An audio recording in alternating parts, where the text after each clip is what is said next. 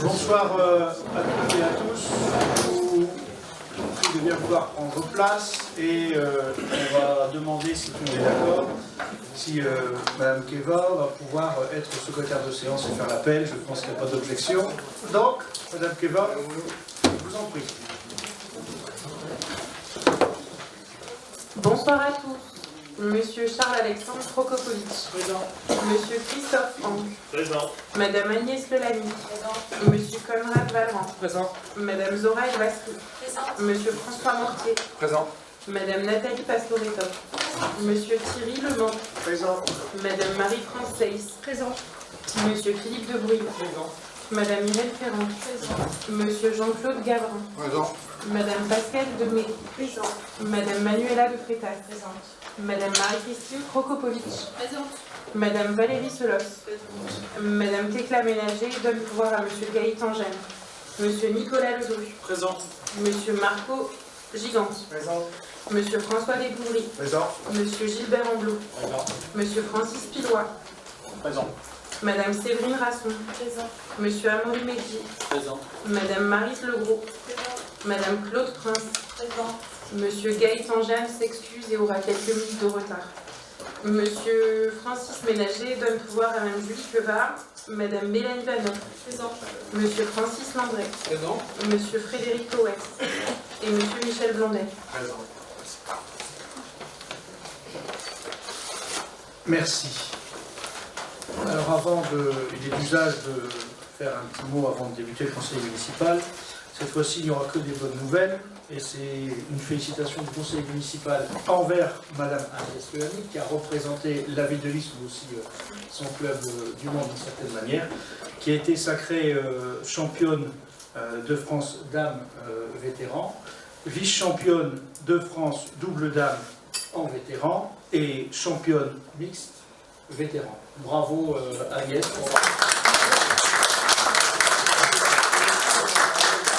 Ceux qui ne le savent pas, c'est en tennis de table. Je pense que ça, tout le monde le savait, j'ai oublié de le préciser. Bravo Agnès.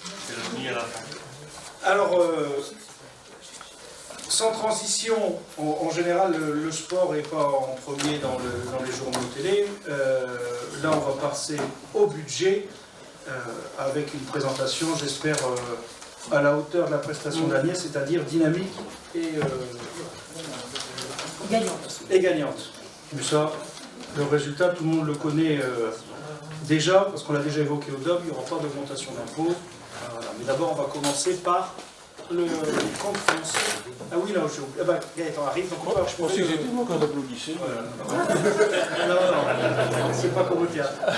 Donc, merci Monsieur le DGS et merci l'arrivée de Monsieur le maire honoraire, parce que j'allais oublier l'approbation du PV de la séance précédente. Voilà, Gaëtan est parti, je les ai perdus. On peut passer à l'examen de ce PV. Y a-t-il des questions, des remarques? Non, on peut le considérer comme adopté. Il est donc adopté. Alors, nous allons pouvoir passer au compte financier unique. Alors, qu'est-ce que le compte financier unique? C'est le nouveau compte administratif plus le compte de gestion, si je résume rapidement.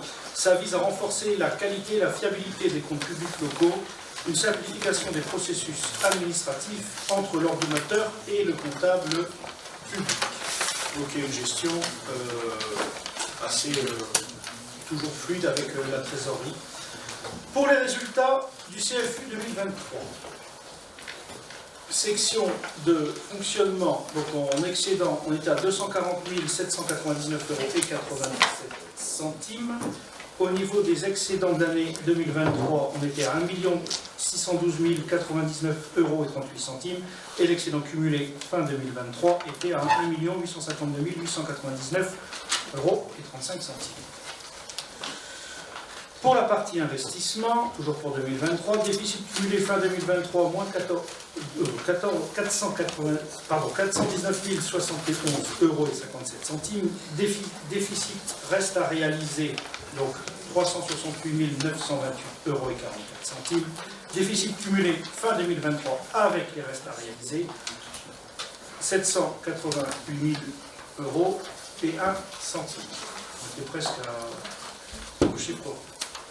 Donc, on vous proposera après, si on en est d'accord, je pense qu'on sera d'accord parce que c'est une affectation traditionnelle et logique, d'affecter à la section d'investissement excédent de fonctionnement capitalisé au compte 1068 la somme de 788 000 € et 1 centime et en report de fonctionnement compte 002 la somme de 1 064 899 € et 34 centimes. Au niveau des caractéristiques générales, hors opération d'ordre par rapport à 2022, qu'est-ce qu'on peut dire? C'est qu'on a des recettes qui augmentent de 5,88%, des dépenses de fonctionnement stables à moins 0,13%, on pourrait presque dire même en très légère décrue, malgré la poursuite de l'augmentation des tarifs des fluides, des matières premières, de la revalorisation du point d'indice de 1,5.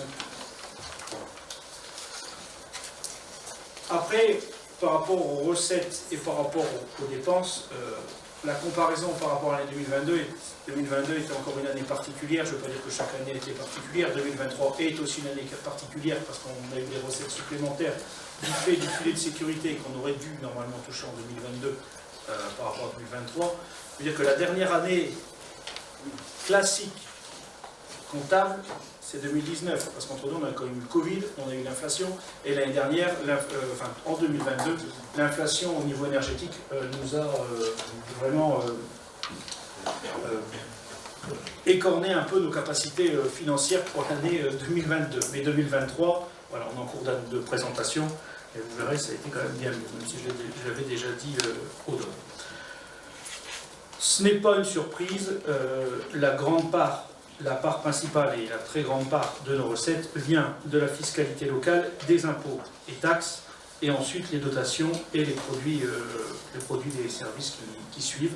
Je pense qu'il n'y a pas besoin d'examen un peu plus long, tout le monde connaît ces chiffres, mais c'est juste à titre de rappel.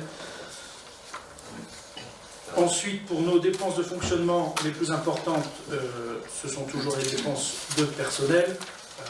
Et c'est assez logique au niveau de la strate communale, mais on était donc à 58,57%, ce qui est un peu en dessous des 1,2 million. On a les charges à caractère général qui représentent 21% à 3 millions et qui avaient fortement gonflé en 2022, comme j'ai dit, par rapport aux dépenses énergétiques et qui sont quand même restées assez importantes pour l'année 2023, si on regarde par rapport au budget, au compte administratif précédent, on est sur une part quand même assez importante du fait des dépenses d'énergie.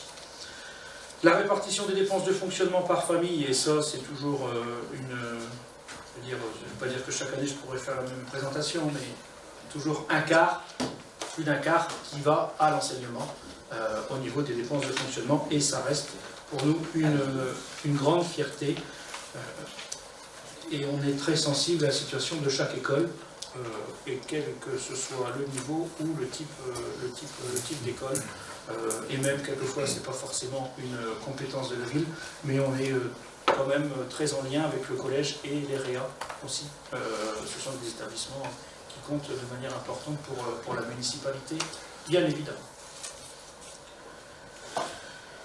Au niveau des dépenses d'investissement, hors emprunt évidemment, on était à 3 607 000, on va dire 608 pour arrondir, je me pardonnerai de ne pas dire les centimes. Un endettement maîtrisé avec un remboursement d'emprunt d'un peu moins d'1,3 million, des recettes réelles d'investissement de 4 483 000, à peu près 500 €. Avec un peu plus de 600 000 € de subventions, et là, un peu moins de 700 000 € de FC de TVA, donc c'est le retour des investissements des années précédentes. Les recettes d'investissement, un emprunt à 2 millions, parce qu'il y a l'inscription par rapport au déblocage, mais donc un déblocage de 2 millions sur l'année 2023, opération d'ordre, donc 27%, qui correspond à 1,6 million, les dotations et les subventions d'investissement pour nos recettes. Au niveau des dépenses d'investissement, par chapitre, pas de surprise non plus, les immobilisations corporelles, qui représente le tiers, et après le remboursement dans la répartition des dépenses d'investissement, l'administration générale de la collectivité. Donc là, ce n'est pas habituel, parce que d'habitude, c'est l'enseignement jeunesse, vu qu'on avait financé le projet Paul Bert et la cuisine centrale sur les 5 dernières années. Là, on a d'autres résultats d'une certaine manière. C'est voilà, tous les investissements agrégés, que ce soit au niveau, par exemple, des éclairage public, tout ça, ça prend un peu plus de part, vu que l'ensemble de nos investissements sur le bâti scolaire a diminué de fait. Mais il y a quand même 700 000 € de dépenses au niveau de l'enseignement. Et après, la deuxième opération financière, c'est le remboursement. Vous voyez que les sommes correspondent. Le niveau de la dette au 31 décembre de l'année, on voit l'amorce, parce que l'année dernière, j'avais dit une amorce, mais voilà, c'était plus une stabilisation. On voit que le graphique commence à descendre et qu'on enclenche la dynamique de désendettement de la commune.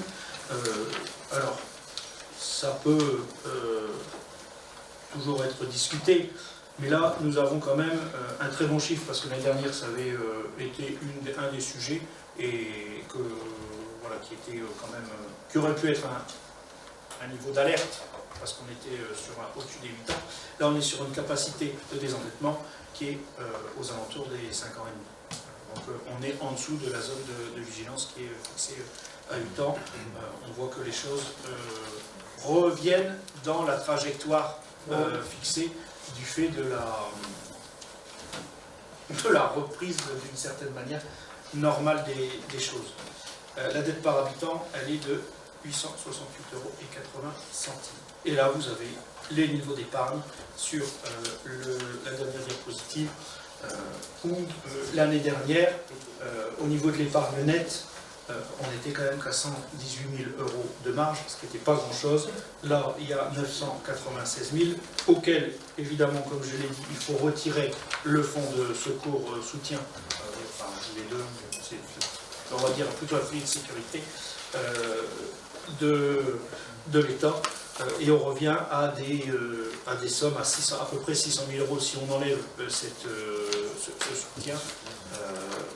On revient à quelque chose de normal et classique pour la commune, en tout cas depuis 2014, quelque chose classique. Et donc, voilà pour la présentation. Y a-t-il des questions? Monsieur Blondel. Monsieur le maire, mesdames et messieurs les enfants, bonsoir. Permettez-moi tout d'abord de remercier les services financiers de la commune pour leur disponibilité et cet excellent travail fourni à travers ce CE. Malgré les aléas du logiciel et des explications données lors de la commission municipale, ainsi que les comptables du Trésor public. Le budget primitif est un état de prévision. Il est donc nécessaire de constater ensuite comment et dans quelle mesure ces prévisions ont été concrétisées. Cette opération se fait au travers du compte financier unique. Ce dernier est en effet le relevé exhaustif des opérations financières, des recettes et des dépenses qui ont été réalisées dans un exercice comptable donné. Lors de l'analyse des documents qui nous ont été remis et après travaux lors de la commission finances, on constate des décisions modificatives tant en fonctionnement qu'en investissement ont été effectuées par vos soins. Je ne reviendrai pas ce soir sur ces différents mouvements comptables. Ce CFU doit favoriser la transparence et la lisibilité de l'information financière, améliorer la qualité des comptes, simplifier les processus administratifs entre l'ordonnateur et le comptable sans remettre en cause leurs prérogatives respectives. L'analyse de ces CFU en dépenses et recettes de fonctionnement, hors reprise de l'excédent de 2022 de 241 kg euros, on peut y constater un excédent de 1 613 000 €, soit 11,53%, filet de sécurité de 385 kg euros, ce qui nous donne un excédent ensuite de 680 000 € hors filet de sécurité, soit une augmentation de 438 kg euros par rapport à celui de 2022. Certes, en cette période inflationniste, votre réalisation budgétaire vous honore. Quant à la section investissement, votre réalisation des dépenses est de 73,74%, avec un reste à réaliser de 579 kg euros, avec des dépenses réelles à hauteur de 79,84%. Sur la partie recette, le ratio des subventions est de 74,65%, avec des recettes à 88,01%. Cette analyse financière me permet de constater la réalité de la gestion communale et des priorités et orientations. Vous assurez l'équilibre de finances. En 2023, vous avez bénéficié du filet de sécurité de 385 000 euros. Recettes non pérennes. Des dépenses non réalisées en fonctionnement pour 815 000 euros. En investissement pour 579 euros. Au vu de ces données et de ces précautions, je ne vais pas dire précautionneux comme vous l'avez dit en commission de finances, mais c'est précautionneux, budgétaires qui permettent de dégager un excédent de fonctionnement pour le besoin de nos finances communales et d'être serein pour le futur face à l'incertitude. N'ayant pas voté le budget 2023, mais votre bonne gestion m'incite à approuver ce CFU de 2023. Merci.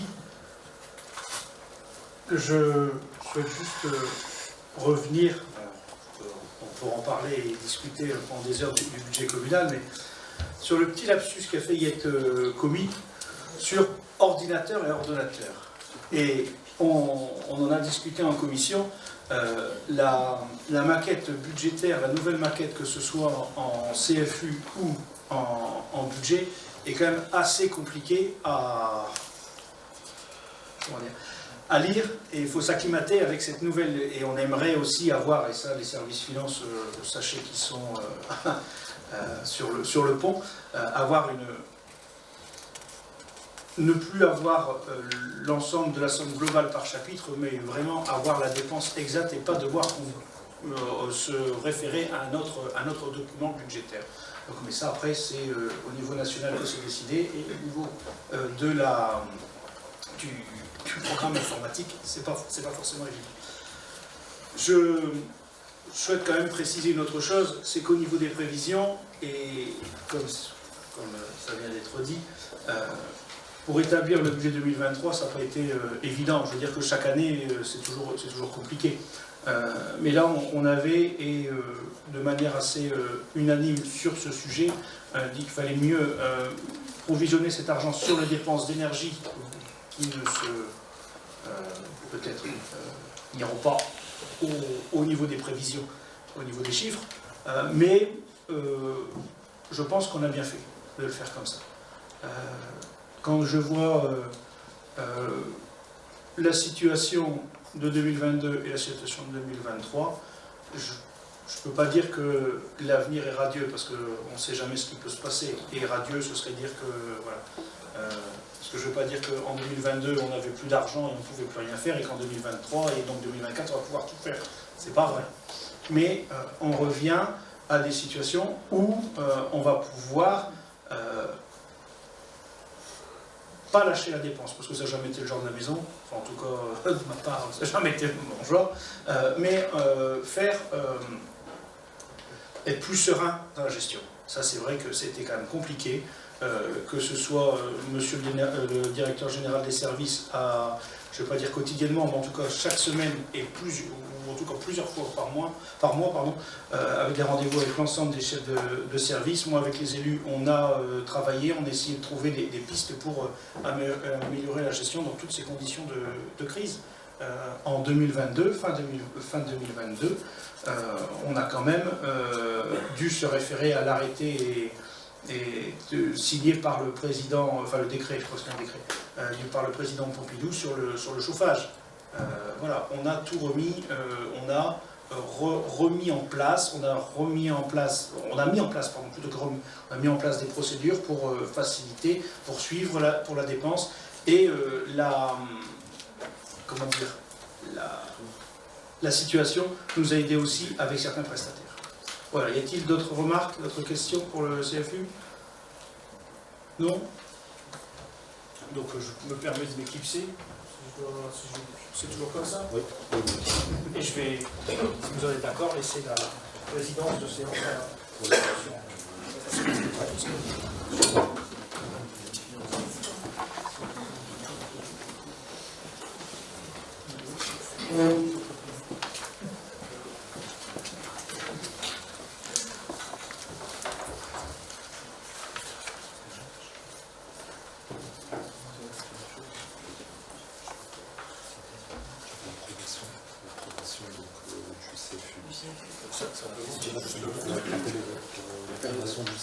Bonsoir à tous. Donc, je vais reprendre la parole juste pour voter le CFU. Donc, qui s'abstient? Qui vote contre? Le compte financier unique est donc adopté à l'unanimité. Maintenant, il faut passer au compte de l'affectation. L'affectation des résultats du CFU. Les excellents Hop.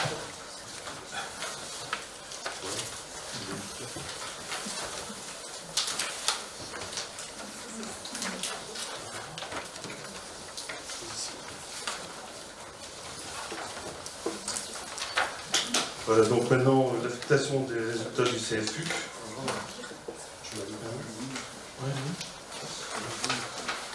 Donc, considérant que l'exécution du budget de la commune pour 2023 a donné lieu à la réalisation d'un excédent d'exploitation de 1 852 899 et 35 centimes, qu'il convient d'affecter,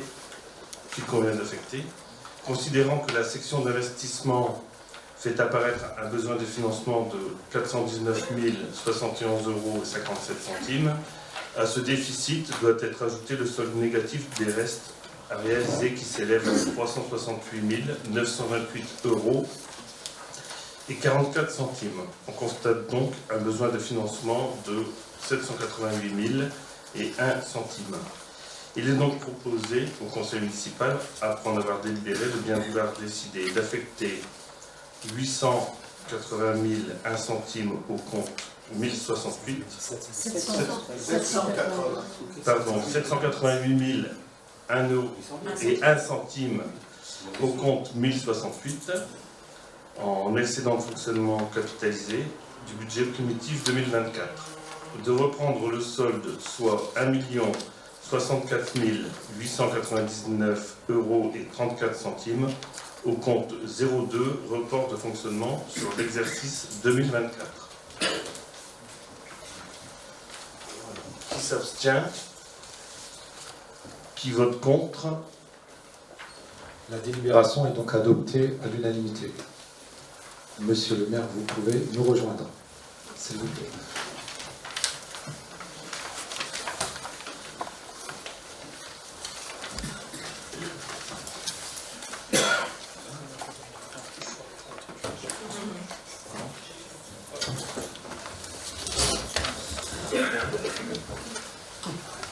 Alors, merci. Maintenant, nous allons passer à l'examen du budget primitif 2024.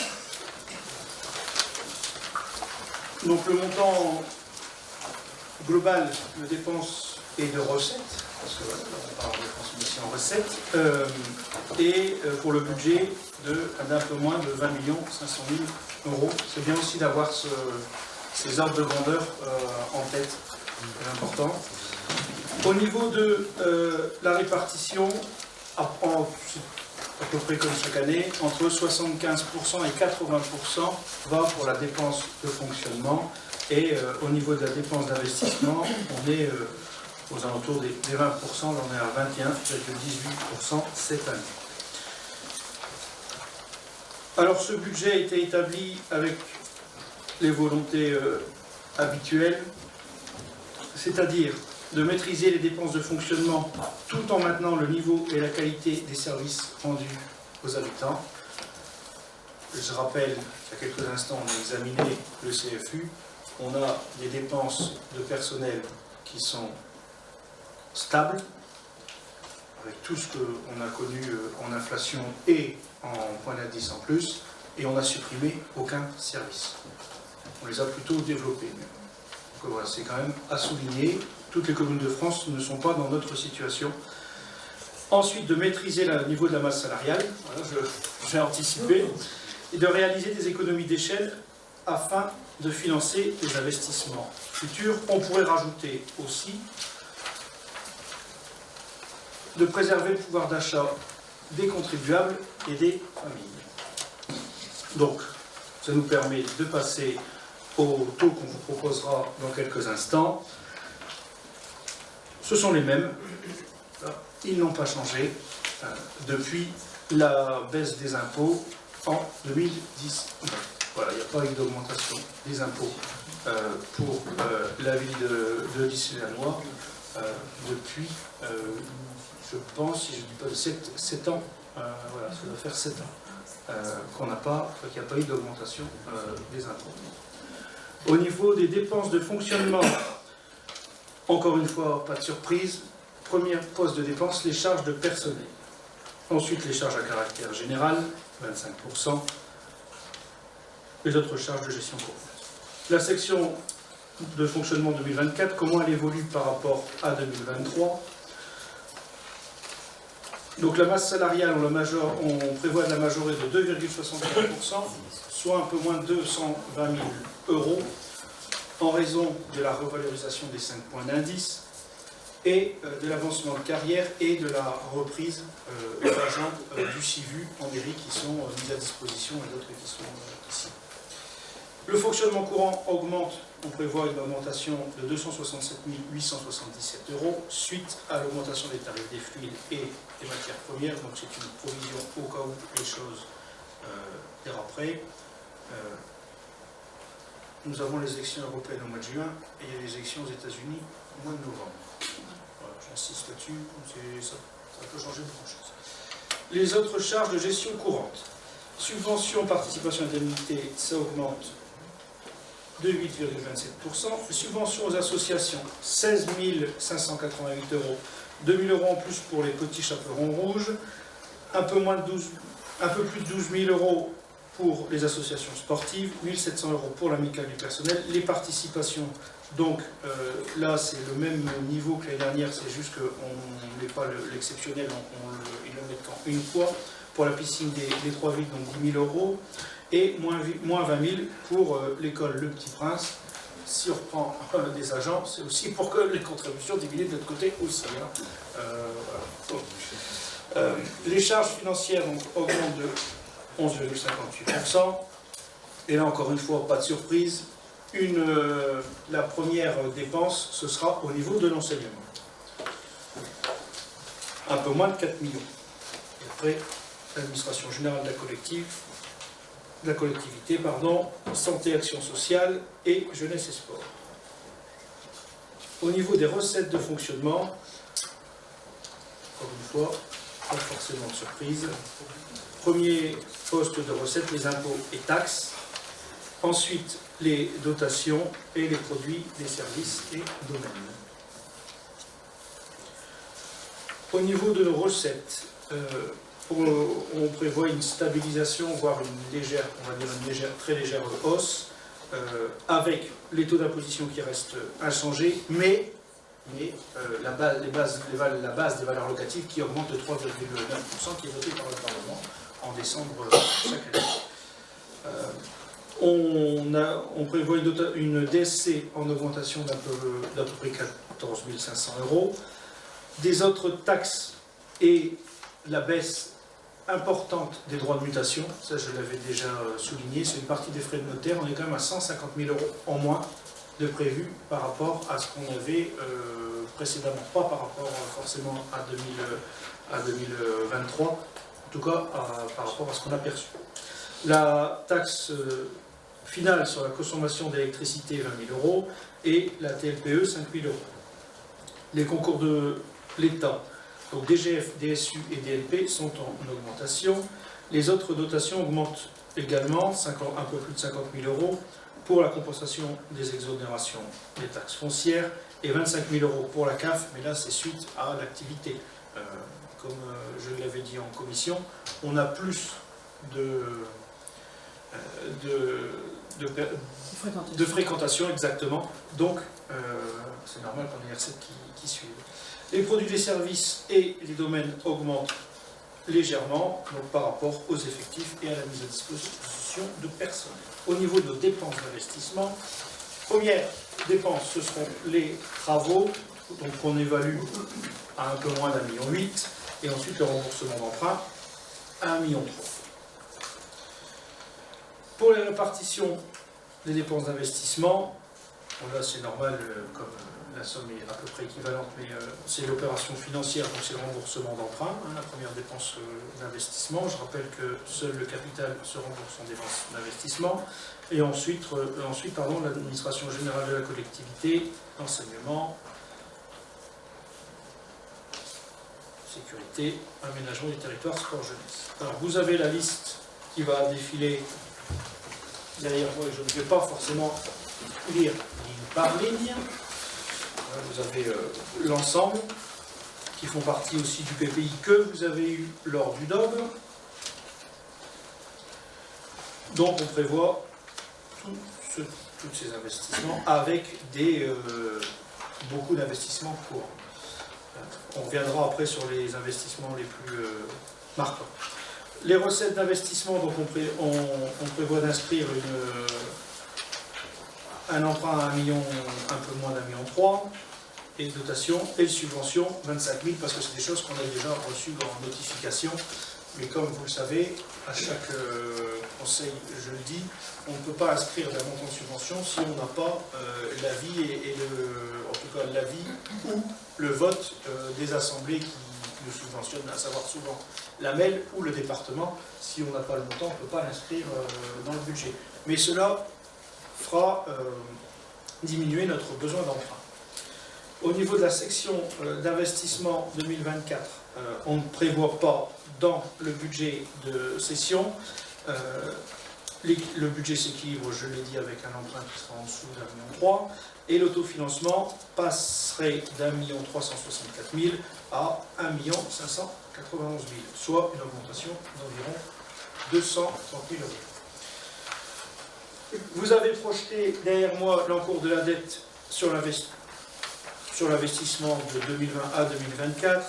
Je sais, c'est la seule exception qu'on fait entre CFU et BP, parce qu'on dit à chaque fois qu'on ne compare pas un CFU ou un CA avec un BP, mais là par rapport aux chiffres, c'est une chose c'est la seule exception qui est faite. Donc là, ce sont les chiffres qui sortent du service finance. Je vais dire que ce sont les chiffres les plus pessimistes. Voilà. Mais ce sont les plus pessimistes, ce sont les plus réalistes à aujourd'hui. Mais on pense, voilà, si on enlèvera les subventions, on aura de meilleurs résultats. Et notre capacité de désendettement ne sera pas 7,6 ans.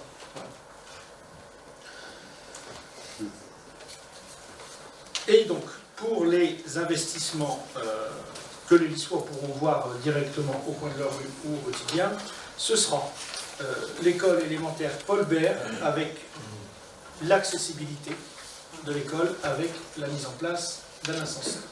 Et une partie de rénovation, mais vous le verrez après, il y aura une autorisation de crédit et une autorisation de crédit de paiement pour que le projet puisse se faire sur 2 années, parce qu'on ne peut pas tout faire d'un coup. Et comme vous le savez sans doute, c'est pas évident de faire des travaux sur un site occupé, d'autant plus quand c'est la plus grande école publique du département du Nord. Donc voilà, 20 classes, les travaux, il vaut mieux les échelonner et que ce soit fait et qu'il n'y ait pas trop de gêne pour les enfants et pour le personnel. Ensuite, l'éclairage public, on continue. Où en principe le quartier du Bon Poste serait complètement en éclairage LED et d'autres rues, et on pourrait sans doute avoir un autre quartier qui serait bouclé en 2025 par rapport à notre côté. Ensuite, Léo Lagrange avec la piste d'athlétisme et le terrain multisport. Donc, comme j'aime le rappeler, le collège a été rénové, a été reconstruit depuis sa construction. Par contre, la piste attenante qui appartient à la ville date du CES Gambetta. Il y a besoin quand même la remettre un petit peu à jour. Ensuite, l'extension de la vidéosurveillance et la fibre et l'aménagement de la maison d'Aluin. L'hôtel de ville, donc là, ce sont des dépenses de toiture et de menuiserie. Et voilà, c'est... je prends l'exemple des toitures où on commence à avoir quelques soucis à chaque tempête. Il y a des tuiles qui volent et les cheminées qui ne sont plus utilisées et qui menacent de s'effondrer. Donc on préfère les enlever avant qu'il arrive des catastrophes. Et le complexe Jules Ferry, où il y aura des travaux de toiture, menuiserie, l'éclairage en LED et le sol du terrain de tennis, qui attend depuis de nombreuses années, du fait des batailles juridiques avec les assurances. Et non pas de l'entrepreneur. Je dis parce que l'entrepreneur était de bonne foi, il voulait que ça avance, mais les assurances n'étaient pas forcément dans cette vision. Voilà, y a-t-il des questions ou des remarques concernant le budget, M. Blondel? Vous êtes soucieux de maîtriser les dépenses de fonctionnement tout en maintenant le niveau et la qualité des services rendus aux Lissois. Vous augmentez les dépenses réelles de fonctionnement de 4,63%, soit 699 kg. Les recettes réelles de fonctionnement, quant à elles, augmentent de 0,68%, soit 102 kg, soit un déficit réel de fonctionnement de 597 kg. Certes, vous baisserez les charges à caractère général en 2025 de 70 kg. Quelle solution pour trouver des économies à hauteur de 597 kg?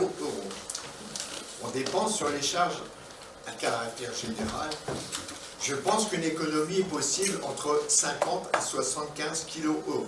En faisant une analyse approfondie de ces dépenses sur les autres charges, les économies ne sont guère envisageables. Il ne vous reste qu'une variable d'ajustement, la fiscalité locale. Sur la taxe foncière, la recette avec un point d'impôt supplémentaire serait environ de 65 kg. Déjà, les Lissois vont subir une base des valeurs locatives de 3,9%, sans compter les éventuelles hausses des taxes spéciales, ordures ménagères et GEMAPI. Augmenter les produits des services et domaines, ce qui reviendrait à diminuer un pouvoir d'achat des Lissois déjà fragilisés. Toutes et toutes, nous ne tenons pas à une hausse de la fiscalité locale. Nous comptons sur votre vigilance pour maîtriser les dépenses, tout en maintenant la qualité des services municipaux et maîtriser ce budget pour nous en dégager un excédent de fonctionnement. Pour la section investissement, légère réduction de la voilure. Les dépenses d'investissement de 198 kg. Quant à elles, les recettes baissent de 485 kg. Levée d'emprunt prévue de 1 292 000. Il y aura lieu d'y ajouter les subventions à recevoir, le maintien de la dette communale d'après vos données, légère hausse de 18 kg.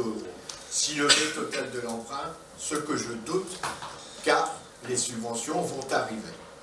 Certes, ce budget est un budget prévisionnel, budget contraint, des libérations modificatives y seront apportées et des restes à réaliser seront constatés, ainsi que les subventions qui seront attribuées et versées, en espérant pas de désengagement financier de l'État et de notre financeur. Comme tout le monde, j'écoute les infos, l'État doit réduire largement sa voilure de milliards d'euros.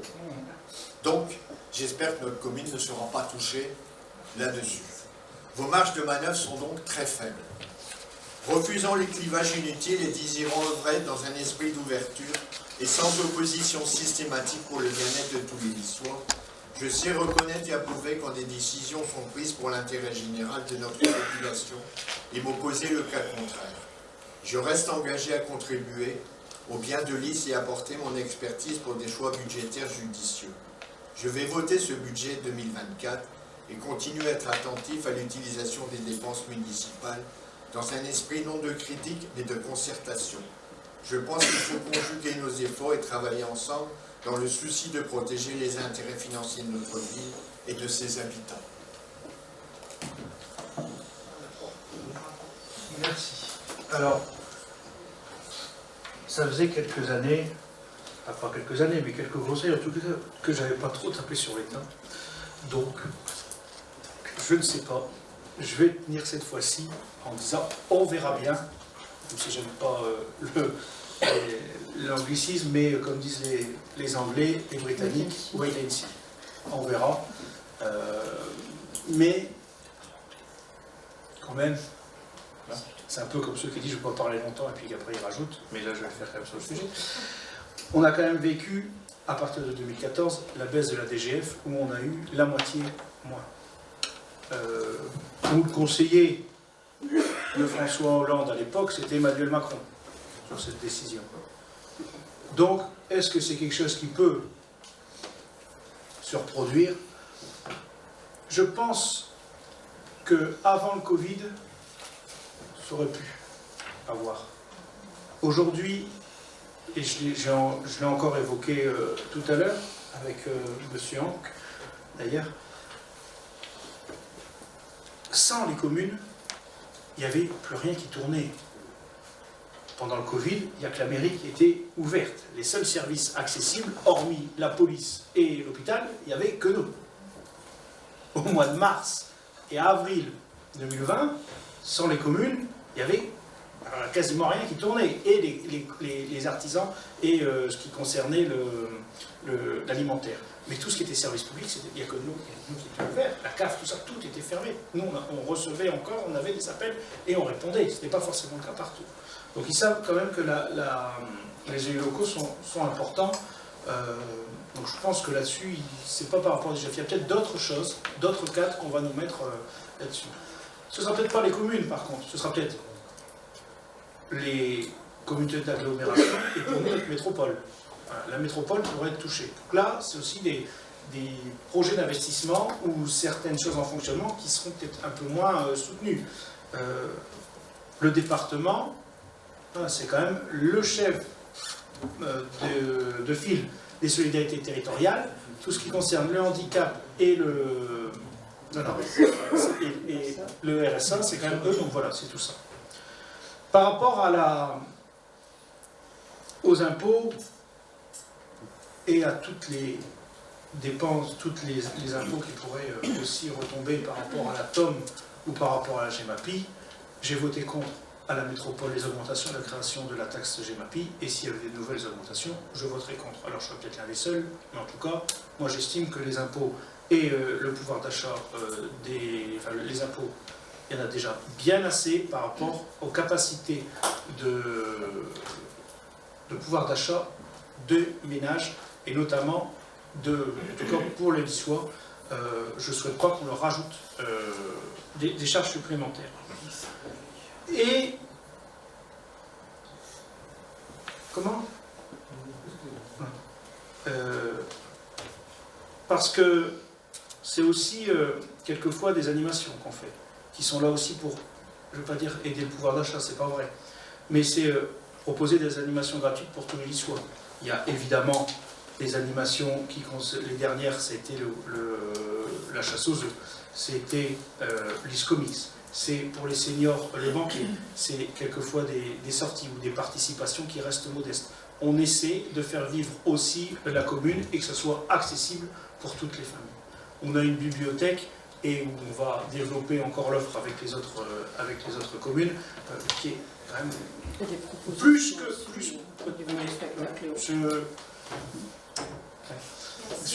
Il faut demander la parole. Voilà,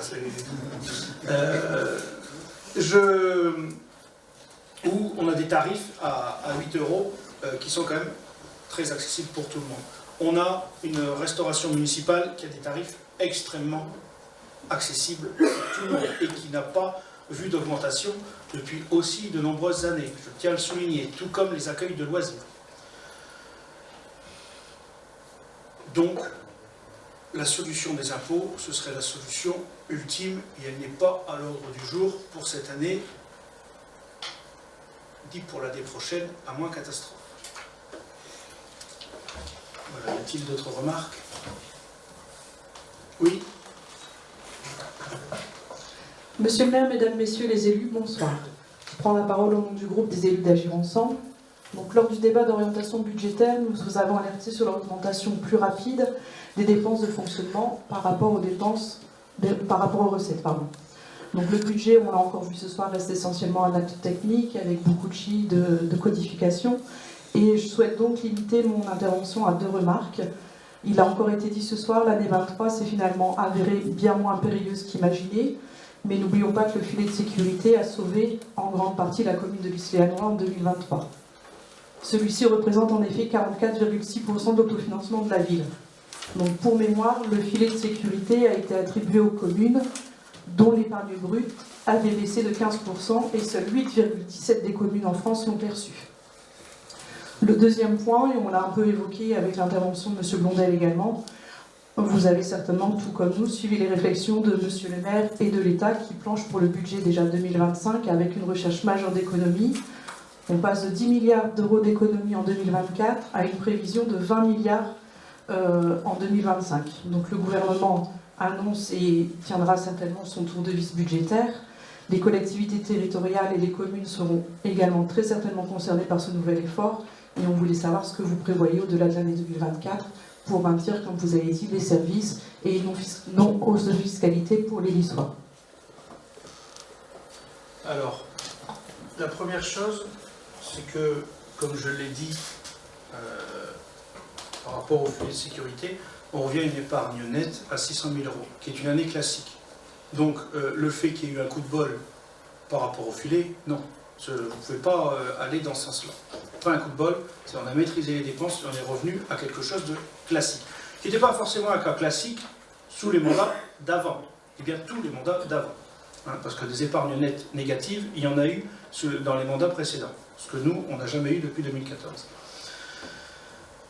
Concernant l'État, moi je le dis simplement, il y a une DGF qui existe, qui est là pour assurer les missions qu'on effectue pour le compte de l'État. Si on a une baisse, je lancerai, mais je ne serai pas suivi, mais en tout cas je le ferai, et on attaquera l'État pour absence de, comment on dit exactement, d'égalité devant les charges publiques par rapport à nos contribuables et par rapport à nous, nos dépenses. Parce que il est le tribunal administratif et on verra jusqu'où ça monte, mais à un moment, il faut qu'on aille sur des chiffres précis, qu'on aille sur des chiffres exacts. Quand on voit toutes les missions que les communes font aujourd'hui, en tout cas la nôtre, parce que je ne peux pas juger pour les autres, mais tout ce qu'on fait au quotidien, je pense que l'État, c'est pas chez nous qui devrait taper. Après, si les ministres veulent faire un stage en commune, si des ministres souhaitent m'écouter ne serait-ce qu'un quart d'heure sur comment les choses se passent chez nous, moi je suis à leur disposition pour leur expliquer. Ça ne veut pas dire que je suis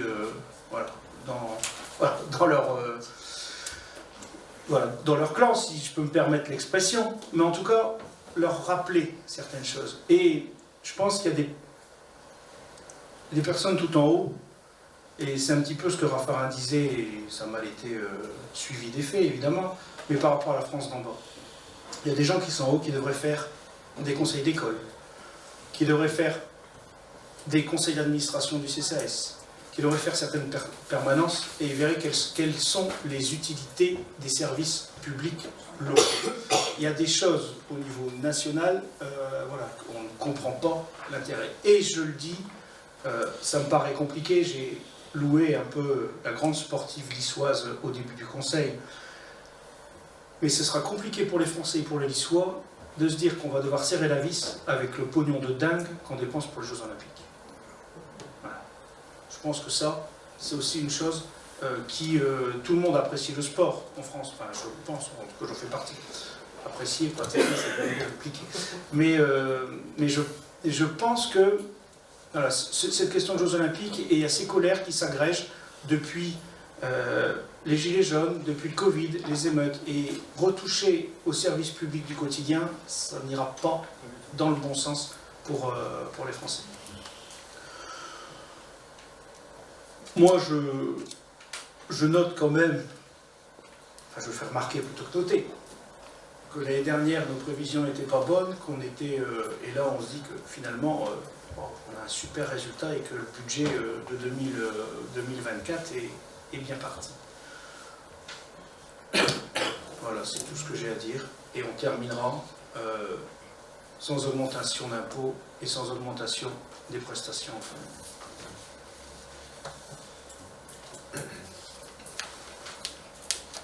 peut donc passer au vote. Qui s'abstient? Qui vote contre? Le budget primitif 2024 est donc adopté à la majorité des voix, 30 voix pour et 3 abstentions. Alors maintenant, nous passons à l'APCP. Alors ça, c'est une... Non, d'abord, on va voter les taux d'imposition communale. Il n'y a pas d'augmentation d'impôt. Je l'ai dit, mais voilà, c'est une société obligatoire. Donc je rappelle, 49,24% pour la taxe foncière sur les propriétés bâties, 54,69% pour la taxe foncière des propriétés non bâties et 27,70% pour la taxe d'habitation des résidences secondaires et autres locaux meublés non affectés à l'habitation principale. Et il y en a plus qu'on ne le pensait, mais ça a été évoqué en commission. Donc on peut passer au vote. Qui s'abstient? Qui vote contre? La délibération est adoptée à l'unanimité. Au niveau donc la délibération des autorisations de programme et de crédit de paiement, donc comme on est sur un bâtiment ciblé qui existe, on est dans l'obligation de prendre une délibération de suivi pour voir où vont les paiements et comment ils sont dépensés au niveau du temps. Donc c'est une chose qu'on vous demande, c'est le premier APCP qu'on passe. Ça concerne la rénovation de l'école élémentaire Paul Bert. Donc on prévoit un montant global de 688 000 €.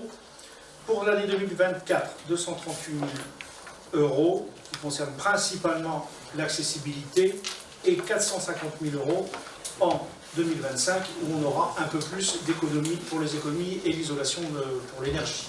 Voilà, on sera plus sur ça et comme j'ai dit, il faut phaser les choses pour que ça puisse se faire correctement. Y a-t-il des questions ou des remarques? S'il n'y a pas de questions ou pas de remarques, on peut passer au vote. Qui s'abstient? Qui vote contre? Délibération adoptée à l'unanimité. Subvention annuelle. Je vous propose de les passer au fil de l'eau et on passe d'abord pour sur la délibération globale. Et voilà, s'il y a une modification de vote,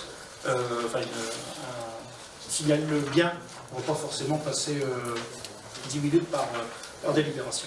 Donc subvention annuelle 2024,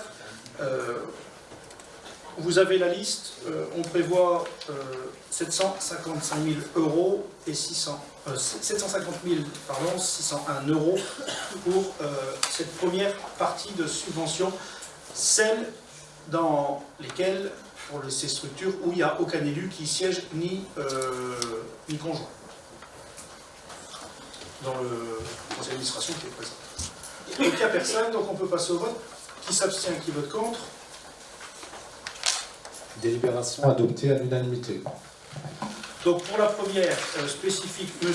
Gigant ne peut pas voter. Donc c'est pour LC événement, 6 000 €. Même montant que l'année dernière. Y a-t-il des remarques? Non, on peut passer au vote.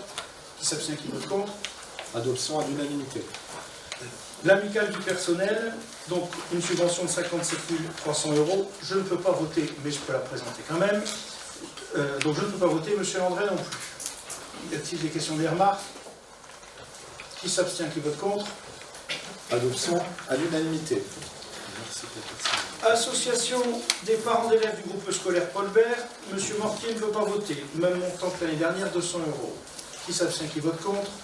Adoption à l'unanimité. Avenir européen Lissois, même montant que l'année dernière, ne peuvent pas voter. M. Jeanne, M. Landré, Mme Cesse, Mme Vanov et M. Wallerand. Qui s'abstient, qui vote contre?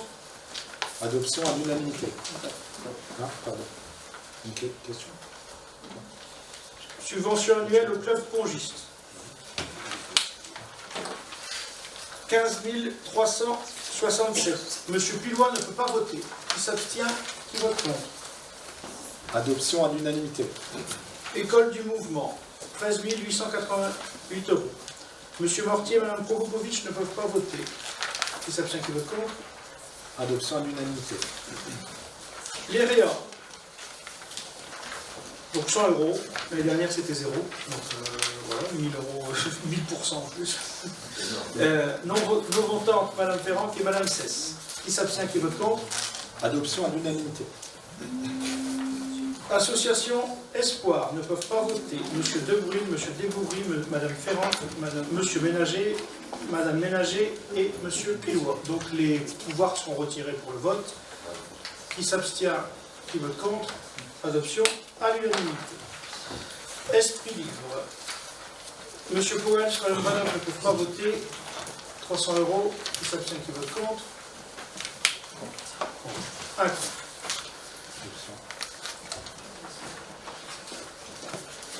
Donc unanimité moins 1. Les petits chaperons rouges ne peuvent pas voter. Madame De Freitas, Monsieur Jeanne, Monsieur Landré, Madame Selos, Madame Cesse. Augmentation du fait de l'augmentation des frais. Qui s'abstient? Qui vote contre?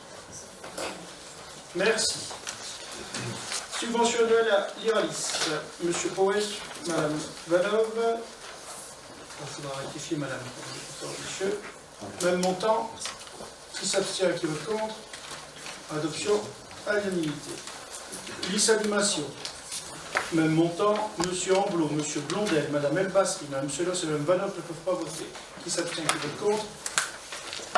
Adoption. L'unanimité. L'IS-cyclo. Madame Selos ne peut pas voter. 7 € de plus pour cette année. Qui s'abstient, qui vote contre? Adoption.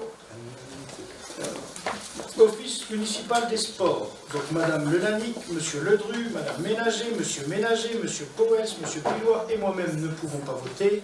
Donc subvention de 30 000 €, 5 000 € en plus, mais c'était discuté en commission pour les frais de transport notamment. Pas de questions. Qui s'abstient, qui vote contre? Adopté à l'unanimité. L'APF, même montant. Pascal, même sanction. Tu ne peux pas voter comme l'année dernière. Qui s'abstient, qui vote contre? Adoption à l'unanimité. Siavic. Donc même montant, Monsieur Debril, moi-même et Madame Prokopovitch ne peuvent pas voter. Qui s'abstient, qui vote contre? Adoption à l'unanimité. La Stella. 2852 €. Monsieur Ledru et Monsieur Pilois ne peuvent pas voter. Qui s'abstient, qui vote contre? Adoption à l'unanimité. Syndicat d'initiative, 1000 €. Monsieur Powell ne peut pas voter. Qui s'abstient, qui vote contre? Adoption à l'unanimité. Et enfin, subvention annuelle Cercle Saint-Luc. Monsieur Degouvry ne peut pas voter. Là, c'est pareil. On passe de 0 à 284 €. Qui s'abstient, qui vote contre? Adoption à l'unanimité. Parfait. Merci pour ces subventions pour les associations. Alors, mise en place d'une caution environnementale pour non-respect du tri des déchets. Donc, comme vous le savez, la métropole a une politique ambitieuse. D'ailleurs, elle s'est donné beaucoup de moyens, vu qu'elle a augmenté la tome il y a quelques années. Concernant le tri et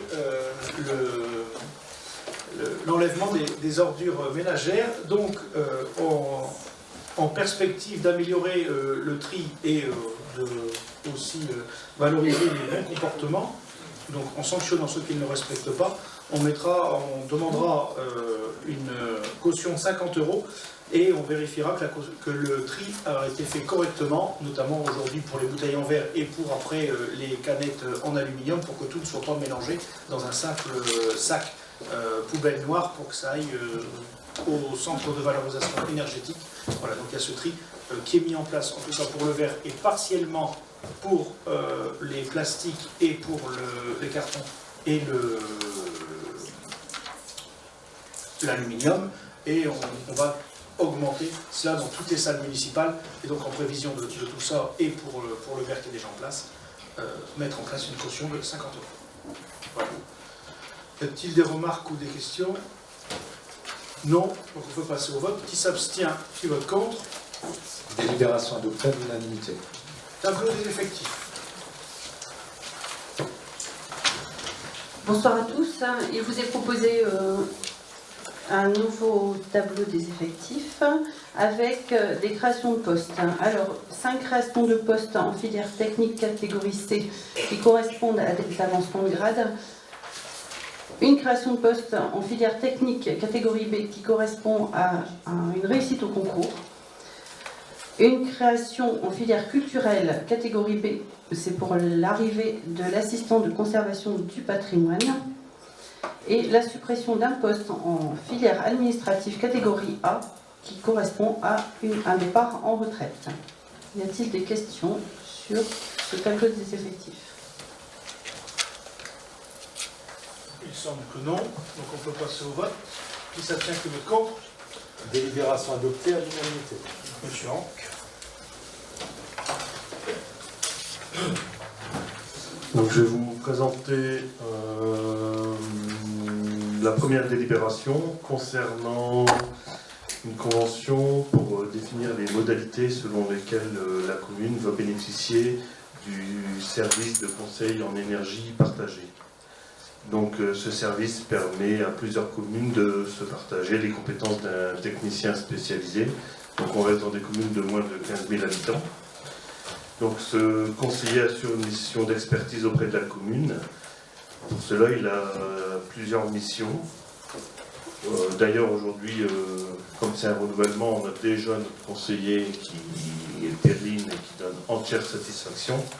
Donc je vais vous redonner un peu ses missions. Donc c'est la réalisation d'un état des lieux énergétiques, l'élaboration d'un programme d'action visant à réduire les consommations énergétiques et les émissions à effet de gaz à effet de serre, le suivi et l'analyse des consommations énergétiques, l'appui à la mise en œuvre du décret tertiaire, l'optimisation de l'exploitation et de la maintenance des bâtiments et de l'éclairage public, la réalisation d'études d'opportunité,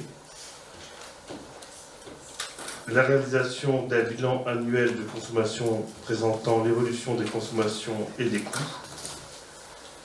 Donc tout ça pour une convention qui sera faite pour 3 ans, donc du 1er juillet au 30 juin 2027, dénonçable par l'une ou l'autre des parties avec un préavis de 6 mois. La participation s'élèvera donc à 1 € par habitant, soit 13 793 €, puisque c'est le dernier recensement de l'INSEE du nombre d'habitants de la commune.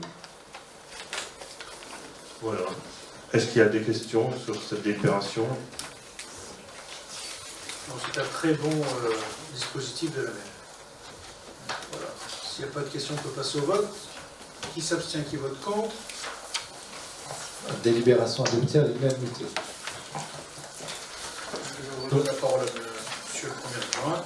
Donc la seconde délibération concerne la cession de la parcelle AK 833 au propriétaire de la parcelle AK 818. Donc après l'évaluation par les domaines à 40 € du mètre carré, la ville propose de vendre le dit terrain de 101 mètres carrés pour la somme de 4 444 €, soit 10% de plus que l'évaluation des domaines. Les frais notariés et de division parcellaire étant à la charge des acquéreurs. Y a-t-il des questions sur cette délibération?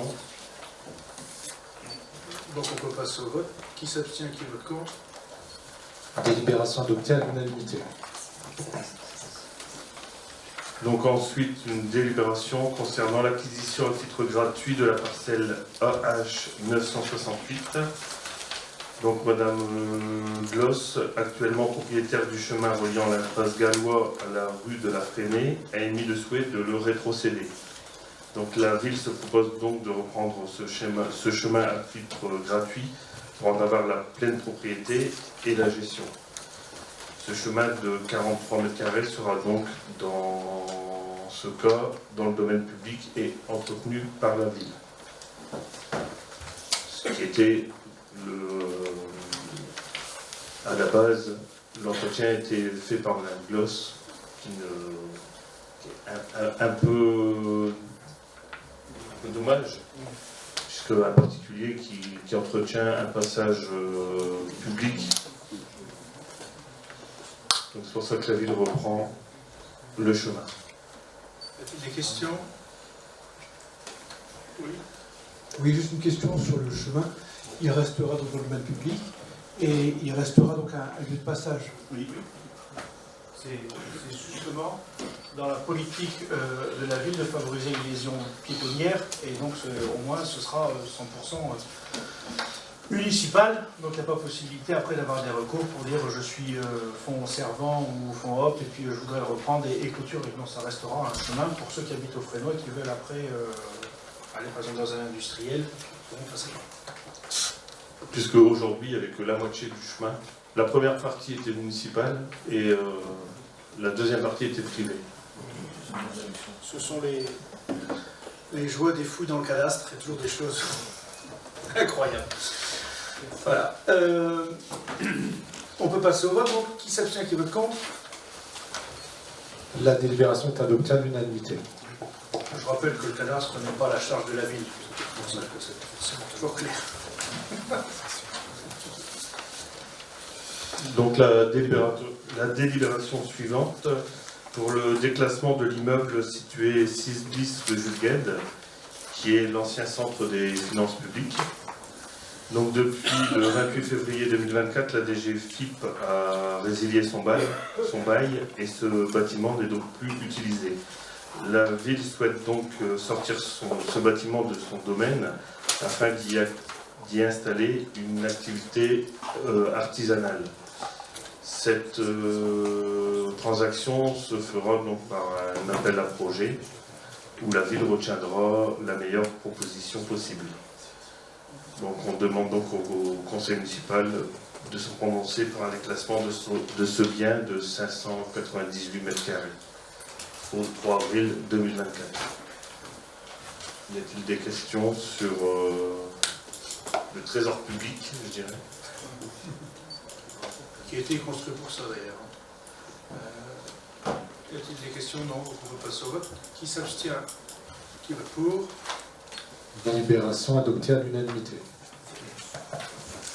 Qui vote contre, je voulais dire. Personne. C'est parce que j'ai vu Séverine qui suivait et qui a levé sa main pour dire vote contre. Donc voilà, c'était contre. Voilà, donc unanimité. Personne ne conteste? Parfois. Donc maintenant, la délibération concernant la définition des zones d'accélération pour le développement et la production d'énergie renouvelable.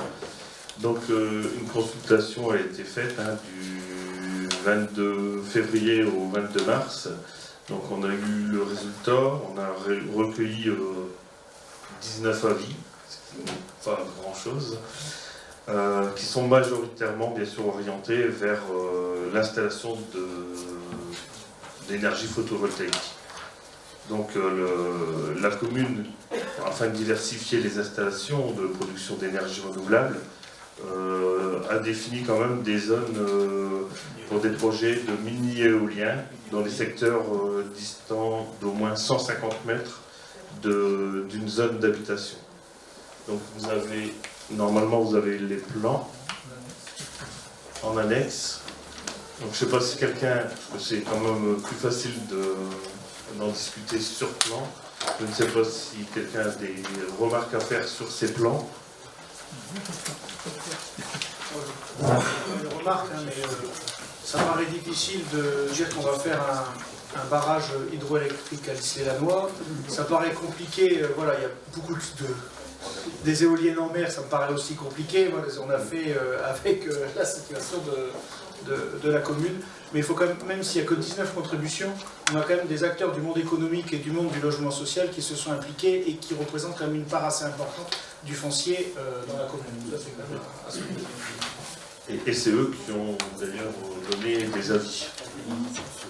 Je voulais également apporter une petite précision. Donc, dans les zones que vous voyez pour le mini-éolien, vous avez des zones, mais dans ces zones, il faut quand même respecter les 150 mètres par rapport aux habitations.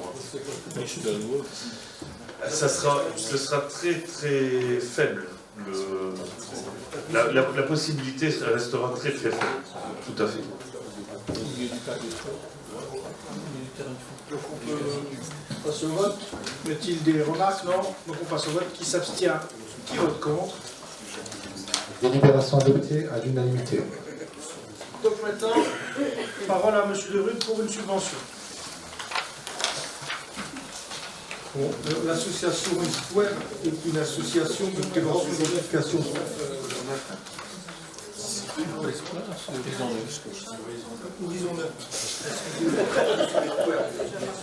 J'avais déjà fini. Donc l'association Horizon 9 est une association de prévention et d'éducation spécialisée qui travaille sur 7 collèges et qui permet de lutter contre le décrochage des élèves. Le dispositif pareil sur image consiste à accueillir durant une période donnée des élèves exclus temporairement, définitivement ou de leur établissement scolaire, ainsi que des jeunes en voie de décrochage scolaire. Ils sont encadrés durant un certain temps par des éducateurs spécialisés. Donc, après consultation de la commission 2, il est proposé au conseil municipal d'attribuer une subvention de 2 500 € à l'association Horizon 9. Des questions? Donc on peut passer au vote. Qui s'abstient? Qui vote contre? Délibération adoptée à l'unanimité. Toujours M. De Bruyne pour la convention de partenariat avec le centre social des Trois Villes. Ouais. Donc la ville a un partenariat avec le centre social des Trois Villes qui permet aux enfants d'encadrer sa politique enfance et éducation jeunesse et action sociale. La commune de Lissy-Nanois entend toujours répondre aux besoins de sa population dans cette priorité qui vise à renforcer la cohésion sociale. Dans les projets municipaux, c'est traduit par la mise en place de plusieurs programmes en action déclinés dans la convention territoriale du contrat ville. Alors vous avez les actions, soutien aux compétences parentales, développement des actions culturelles, développement de la mobilisation et de la participation des habitants, appropriation du cadre de vie, développement des solidarités, insertion socio-professionnelle des jeunes et adultes, promotion de la santé, accompagnement des seniors, développement durable et éco-citoyenneté. Donc, toujours après consultation il est proposé au conseil municipal d'autoriser M. le maire à signer cette convention. Donc est-ce que vous m'autorisez à signer? Donc qui s'abstient? Qui vote contre? Délibération adoptée à l'unanimité. Donc, convention d'objectifs Lissy-Nanois, association Espoir. Donc vous l'avez en annexe. Donc c'est principalement pour les missions qui sont déjà effectuées concernant l'entretien des bâtiments, la propreté urbaine,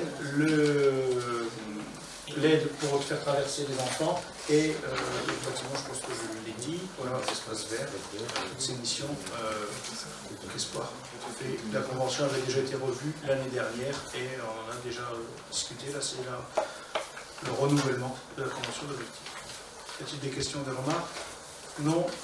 Donc on peut passer au vote. Qui s'abstient? Qui vote contre? Délibération adoptée à l'unanimité. Et oui, donc on a inversé l'ordre. Excuse-moi Philippe, il y a le contrat unique politique de la commune. Donc Séverine et François, c'est deux qui suivent. Alors je retiens, je note. Excusez-moi. C'est l'estomac qui parle. Contre unique de la politique de la ville, programmation 2024. Les engagements tenus en politique de la ville pour les Cévanois sont les suivants. Le soutien au développement économique et le renforcement de l'accès à l'emploi par l'amélioration du processus d'insertion professionnelle.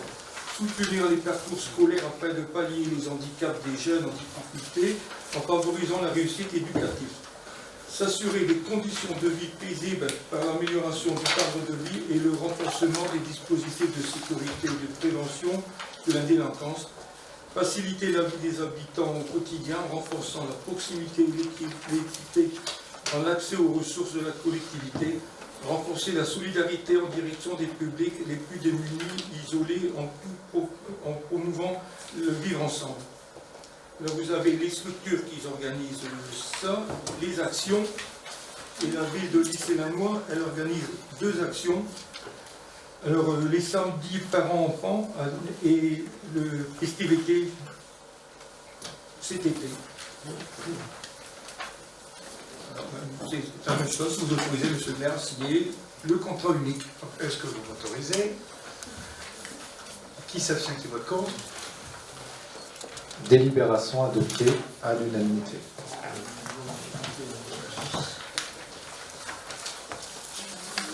Monsieur Wallerand, la coopération intercommunale. Donc, au dernier conseil de décembre, nous avions voté sur une mise à jour de l'intercommunalité, de la convention intercommunale, qui traite notamment les dérogations scolaires. Il s'agit ici de la même délibération qu'en décembre, sans la ville de Comines qui s'est retirée de l'intercommunalité. Donc il s'agit de voter pour le même texte, mais avec une ville en moins.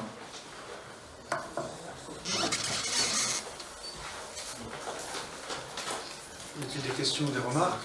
Non. Donc qui s'abstient, qui vote contre? La délibération est adoptée à l'unanimité. Madame El Basri. Bonsoir à toutes et à tous. Il s'agit de vous présenter ici le renouvellement de l'adhésion entre notre ville, Lissé-Lannoy et l'Uracen. Donc, je poursuis bien sûr le développement à la vie associative, qu'elle soit culturelle ou sportive. Et l'Uracen apporte un appui au soutien en matière de médiation culturelle, sportive, d'accompagnement administratif aux associations. Après examen en commission animation, sport, culture, vie associative, il vous est demandé au conseil municipal de renouveler la signature de la convention entre Lissé-Lannoy et l'Uracen avec une adhésion annuelle au montant de 500 € et bien sûr d'inscrire les dépenses au budget. C'est déjà inscrit dans le budget, même si on a fait passer la délibération en plus. Mais y a-t-il des remarques ou des questions? Non. Donc on peut passer au vote. Qui s'abstient? Qui vote contre? Délibération adoptée à l'unanimité. Donc je vous informe que vous avez le rapport du maire sur les indemnités, les différents actes de décision et le CRAC pour le SIBU du Petit Prince. Et je vous souhaite une bonne soirée. Merci.